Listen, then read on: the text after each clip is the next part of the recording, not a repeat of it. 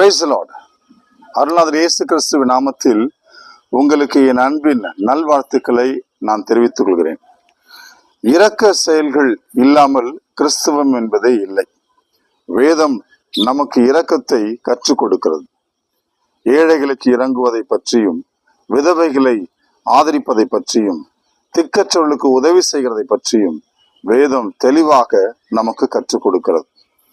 பல சகோதரர்கள், பல கிறிஸ்துவ தொண்டு நிறுவனங்கள் இந்த காரியத்தை மிக சீரும் சிறப்புமாக செய்து வருகிறது. எனக்கு அன்பான சகோதரர்களே, இந்த இரக்க செயல்கள் இதை குறித்து இன்றைக்கு ஒரு விழிப்புணர்வு நமக்கு வேண்டுமாங்க. அல்லேலூயா. ஒரு விழிப்புணர்வு நமக்கு வேண்டும்.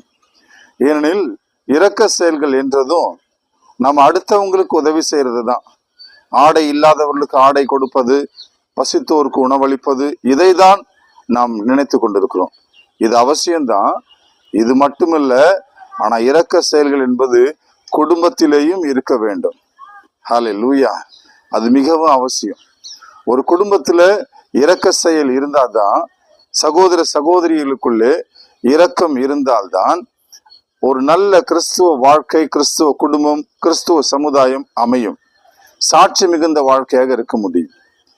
நம்ம ஊருக்கெல்லாம் உதவி செஞ்சுட்டு, அடுத்தவங்களுக்கு இரக்கத்தை காண்பிச்சுட்டு, வயிறார உணவு கொடுத்து, வள்ளல் தன்மையோடு வாழ்ந்துட்டு, தன் குடும்பத்துல தன் சகோதரன் தன் சகோதரியை நேசிக்கல, அவங்களுக்கு இரக்கம் காட்டலன்னா அதனால என்ன பிரயோஜனம் இருக்கும்? ஹல்லேலூயா. எனக்கு அன்பான சகோதரனே, சகோதரியே, உங்களுக்கு இன்றைக்கு வேதம் கற்றுக் கொடுக்கக்கூடிய காரியங்களை நீங்கள் தியானிப்பது உங்கள் குடும்ப வாழ்க்கையில சகோதர பாசத்துக்குள்ள, குடும்ப உறவுகளுக்குள்ள ஒரு மகிழ்ச்சியை கொண்டு வரும் என்று நான் கிறிஸ்து இயேசுவுக்குள் விசுவாசிக்கிறேன். எபேசியரின் புத்தகம் 2வது அதிகாரம் 4வது வசனத்தை நாம் இப்பொழுது தியானிக்கலாம். தேவனோ இரக்கத்தில் ஐஸ்வர்யம் உள்ளவராய் நம்மில் அன்பு கூர்ந்த தம்முடைய மிகுந்த அன்பினாலே என்று எழுதப்பட்டிருக்கிறது. தேவனோ இரக்கத்தில் ஐஸ்வர்யம் உள்ளவராய் நம்மில் அன்பு கூர்ந்த தம்முடைய மிகுந்த அன்பினாலே. அல்லேலூயா. வேதம் என்ன சொல்லுகிறது? தேவன் எதில் ஐஸ்வர்யம் உள்ளவராய் இருக்கிறாராம்? இரக்கத்தில் அவர் ஐஸ்வர்யம் உள்ளவராக இருக்கிறாராம். அதாவது ஒருவரை வெறுத்து ஒருவரை நேசிக்கிறவராக அவர் இல்லாமல், ஒருவருக்கு இரக்கம் காட்டி ஒருவருக்கு வெறுப்பை காட்டுகிறவராக இல்லாமல், அவரிடத்துல வருகிற அத்தனை பேருக்கும் அவர் இரக்கம் காட்டுகிறவராக இருக்கிறார். அவரை நோக்கி குரல் எழுப்புகிற ஒவ்வொருவருக்கும் அவர் இரக்கம் காட்டுகிறவராக இருக்கிறார். எனக்கு அன்பான சகோதரனே, இந்த இரக்கத்தில் ஐஸ்வர்யம் உள்ள தேவனை ஆராதிக்கிறீர்கள், விசுவாசிக்கிறீர்கள், அவரை அன்பு செய்கிறீர்கள், உங்கள் சொந்த தலைவராக, இரட்சகராக அவரை ஏற்றுக்கொண்டு இருக்கிறீர்கள், திருவிருந்தின் வழியாக அவரை பெற்றுக்கொள்கிறீர்கள். அப்படி இருக்கும் பொழுது இந்த இயேசு உங்களில் வெளிப்படுகிறாரா? உங்கள் குடும்ப உறவுகளில் வெளிப்படுகிறாரா? அதாவது அவருக்குள் இருந்து இரக்கம் வெளிப்படுகிறதா? உங்கள் வழியாக வெளிப்படுகிறதா? யோசித்து பாருங்க. நம்முடைய சகோதரிகள் எப்படிப்பட்டவங்களா இருக்கிறாங்க? உங்களில் பல பேர் எப்படிப்பட்டவங்களா இருக்கிறோம்? நான் அடுத்தவங்களுக்கு உதவி செய்யறேன், சரி, எவ்வளோ இரக்கம் செய்யறேன், தான தர்மம் செய்யறேன், ப்ரேயர் மீட்டிங்கெல்லாம் சாப்பாடு கொடுக்குறேன், எல்லாம் செய்யறேன். ஆனா உங்க குடும்பத்துல உங்க சகோதரனை நீங்க அன்பு செய்யலன்னா, உங்க குடும்பத்துல உங்க சகோதரியை, உடன் பிறந்த சகோதரியையும் உறவுகளையும் நீங்க அன்பு செய்யலன்னா எப்படி பிரியமானவங்களே அது பூரணமுள்ள ஒரு கிறிஸ்துவ வாழ்க்கையாக இருக்க முடியும்? நீங்க கேட்கலாம், என் சகோதரன் எனக்கு செஞ்ச காரியம் எவ்வளவு பெருசு தெரியுங்களா?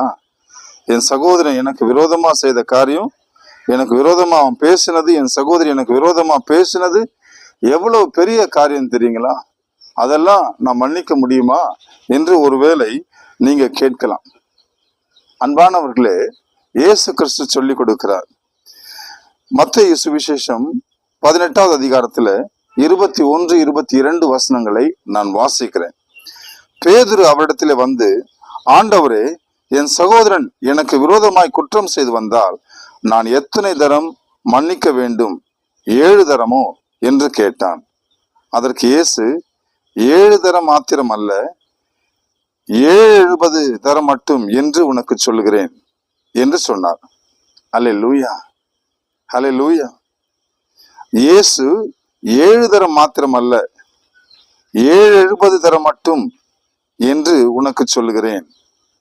அல்லேலூயா. என்ன பொருள் அப்படின்னா, நீ மன்னிச்சுக்கிட்டே இரு, அதான் உன் வேலை. அல்லேலூயா. உன் இரக்கம் வெளிப்பட்டுக்கிட்டே இருக்கட்டும்.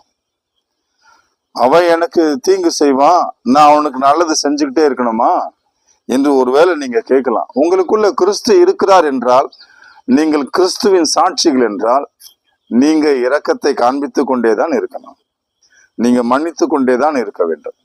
அல்லேலூயா. சகோதரனிடத்துல அன்பை வெளிப்படுத்தி கொண்டுதான் இருக்க வேண்டும்.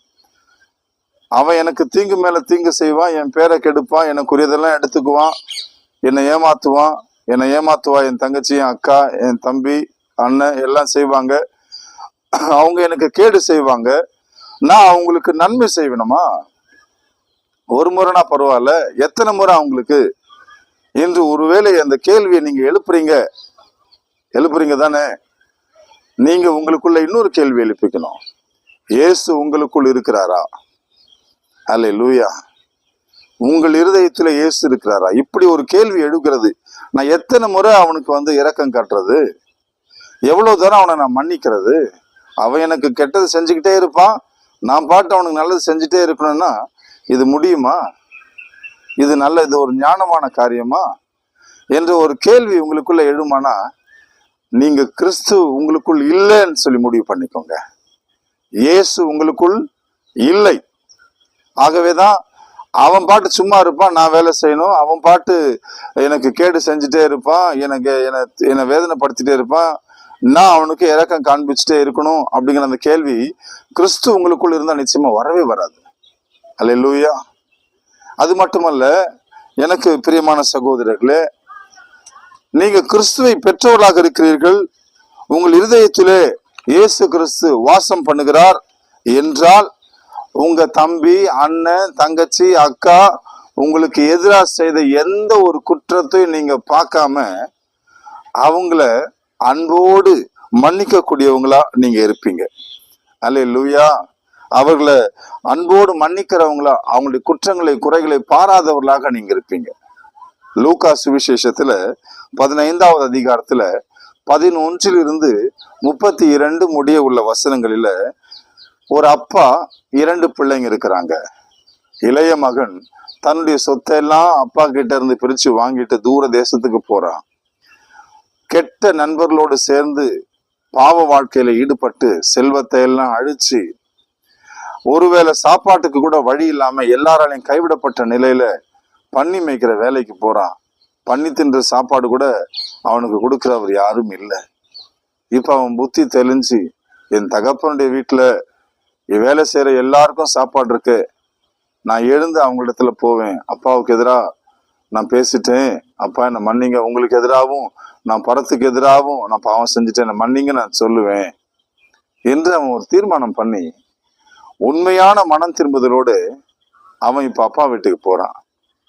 தூரத்துல மகன் வருகிறதை அப்பா கண்டு அவனை ஆற தழுவி உச்சி முகர்ந்து முத்தமிட்டு, இப்ப அப்பா கிட்ட பையன் பேசுறான், நான் உங்களுக்கு எதிராக பரலோகத்துக்கு எதிராக பாவம் செஞ்சுட்டேன், என்னை மன்னிங்க, உங்களுடைய மகன் என்று சொல்லிக் கொள்வதற்கு நான் தகுதியற்றவன் என்று அவன் சொல்றான்.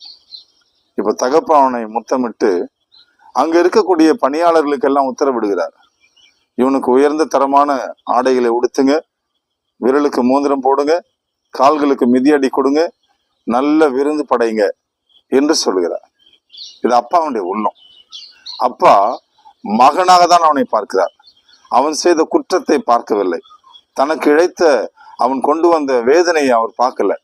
இப்ப அண்ணன் தூரத்துல இருந்து வரான், வயல்ல இருந்து வரான், அவன் பார்க்கறான், என்ன ஒரே அலங்காரமா இருக்க வீடுன்னு சொல்லி விசாரிக்கும் பொழுது தம்பி வந்திருக்கிறாங்கன்ற வார்த்தை அவனுக்கு சொல்லப்பட்ட உடனே அவன் இருதயத்துல ஒரு வேதனை வருது, எனக்கு போட்டியா வந்துட்டான் திரும்பின்னு சொல்லி வரான்.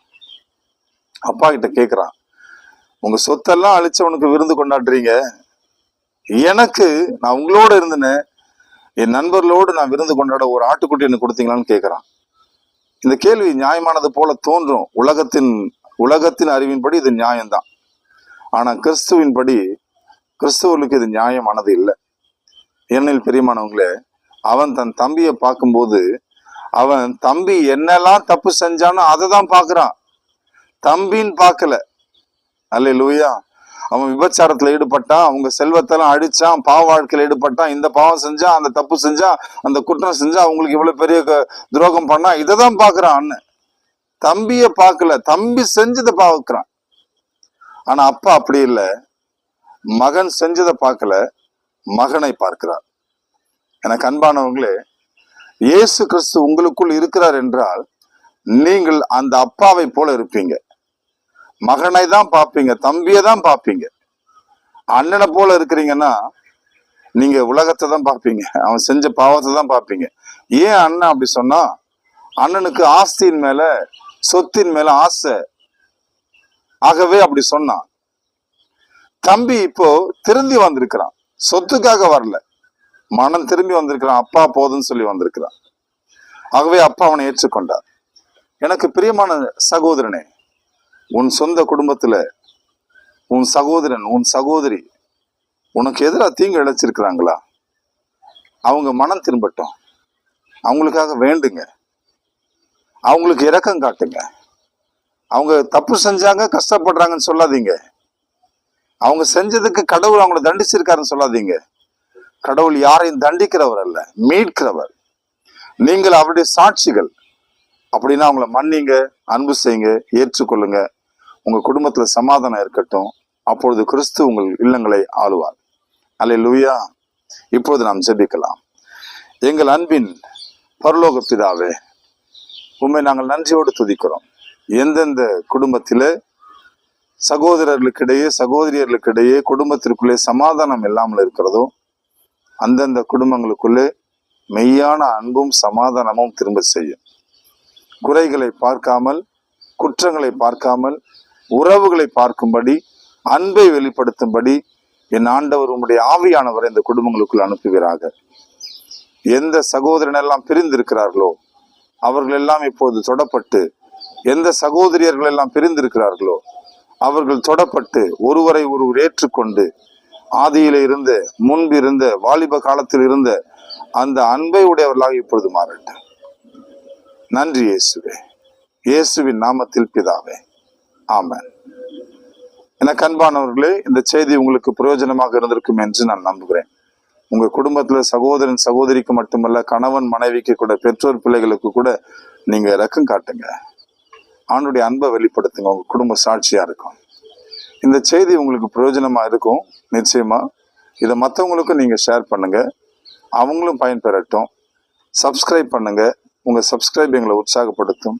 உங்க லைக்ஸும் கமெண்ட்ஸும் எனக்கு ரொம்ப அவசியம். God bless you.